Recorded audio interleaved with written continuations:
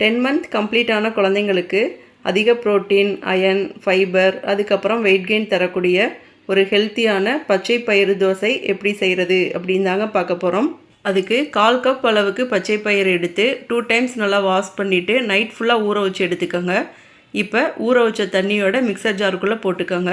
கூடவே 2 பல் பூண்டு, 5 சின்ன வெங்காயம், கொஞ்சமாக சீரகம், 3 மிளகு, கொஞ்சமாக கருவேப்பிலை, மல்லித்தலை, உப்பு சேர்த்துக்கோங்க. சேர்த்துட்டு நல்லா அரைச்சி எடுத்துக்கோங்க.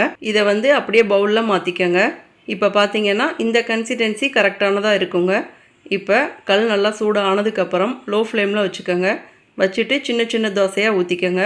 ஊற்றிட்டு கொஞ்சமாக எண்ணெய், பட்டர், நெய் 3ல் எது வேணாலும் கொஞ்சமாக சேர்த்துக்கோங்க.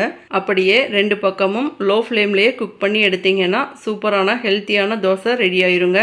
இந்த தோசையை பார்த்தீங்கன்னா மார்னிங் பிரேக்ஃபாஸ்ட்டுக்கோ அப்படி இல்லைன்னா நைட் டின்னருக்கோ குழந்தைக்கு கொடுக்கலாங்க. இதே மாதிரி நிறைய ஹெல்த்தியான பேபி ஃபுட் ரெசிபீஸ்க்கு நம்ம சேனலை சப்ஸ்கிரைப் பண்ணிக்கோங்க. தேங்க்யூ.